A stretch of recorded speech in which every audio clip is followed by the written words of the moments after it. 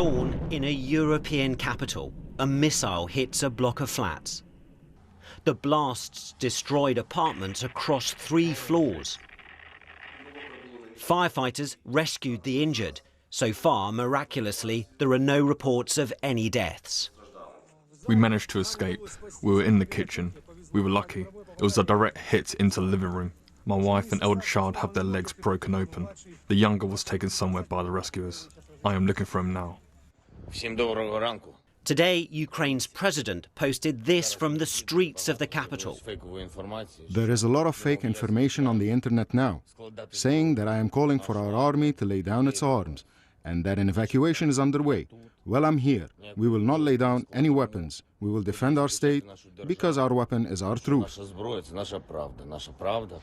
And still the missiles come. Here, a residential building in the centre of Kyiv. It's not clear if there were any casualties. President Putin hoping that attacking Ukraine will encourage Ukrainians to overthrow their own government. I appeal to the servicemen of the armed forces of Ukraine. Do not let neo-Nazis and Ukrainian ultra-nationalists use your children, wives and the elderly as human shields. Take power into your own hands. This country is under attack from 3 points of the compass.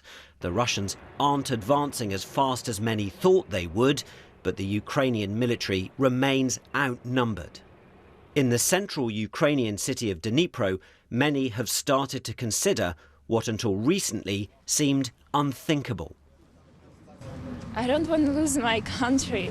I love it so much, you can't even imagine that. It is quite shocking for me, and right now I'm thinking about taking weapon to my hands, at least to defend my local districts. Others have not stayed to find out. Tens of thousands here crossing into Poland in the west, and on Ukraine's southern border into Romania too. Kyiv's civilians now direct targets in their own homes. Ukrainian forces are stalling the Russian advance. The fear must be that in an effort to break their resistance, President Putin may order a yet more brutal assault. Angus Crawford, BBC News. And let's go now to our chief international correspondent, Lise Doucette, in Kyiv. And Lise, as we saw in the headlines, the security situation is such that you and many others throughout the capital are having to take shelter in basements. What's the latest you're hearing about the situation above ground? Yes, the air raid sirens are sounding at regular intervals now, with a stern warning that civilians, residents of the city should take shelter.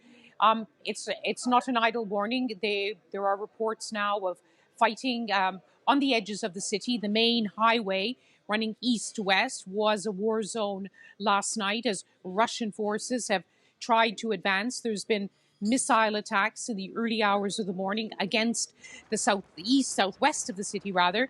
We've been reporting about this residential complex, this long tower block, which was hit despite President Putin's promise that civilians would not be targeted, just military infrastructure. But as always in these wars, it's not just about the troops in the trenches, it's about the lives being shattered of people. And just like we've had to take refuge in a basement, right across the city of some 2.8 million people, people are taking to the metro stations, taking to safe shelters, going underground in kindergarten, schools, and their own homes. We met so many families yesterday when we went out. Some were trying to leave the city. Some were sending their elderly relatives away to somewhere safer. Everyone trying to find somewhere to hide. But in the midst of this, too, there is defiance of so many Ukrainians signing up to fight. There's an office very close to this basement where people have been getting guns, signing up even at this hour to fight for their future, for their family's future, and indeed for the very existential future of their own country.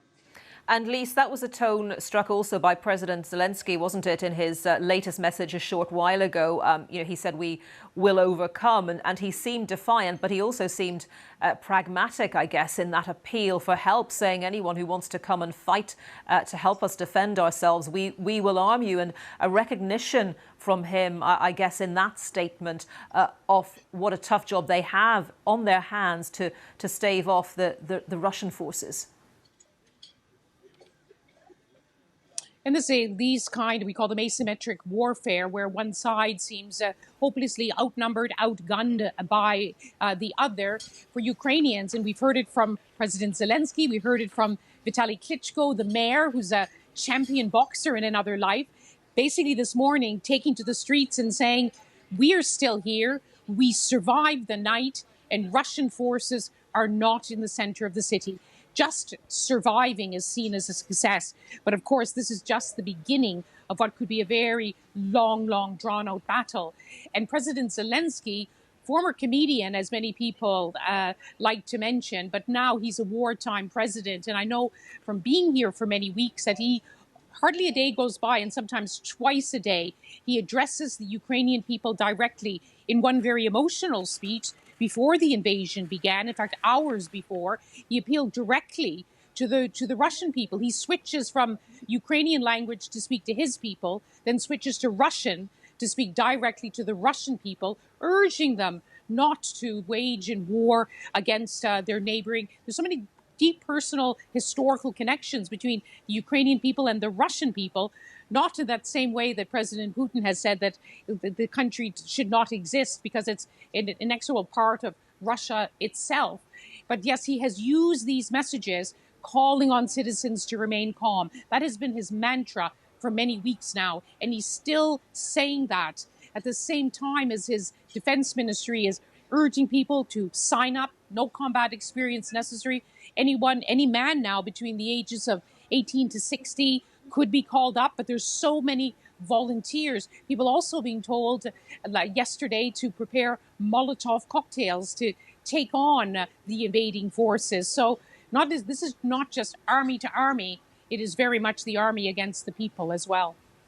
And it's interesting, just reflecting on what you're saying, Lise, about the juxtaposition, I guess, between what's happening on the ground and what's happening beyond Ukraine's borders, because clearly other countries are lending their support to Ukraine, whether it's citizens protesting on the ground, whether it's sanctions at governmental level, whether it's sporting bodies, business organizations condemning the invasion by Russia of Ukraine. But when it comes to what is happening on the ground, albeit other countries have sent in arms and so forth, the Ukrainians really are doing this themselves, aren't they? The fight is with them alone.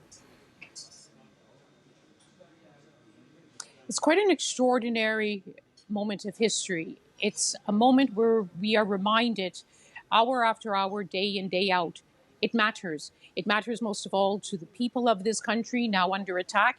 It matters to the neighboring countries, including those of the NATO alliance, who have now invoked Article 4, asking for more protection because now they too feel threatened.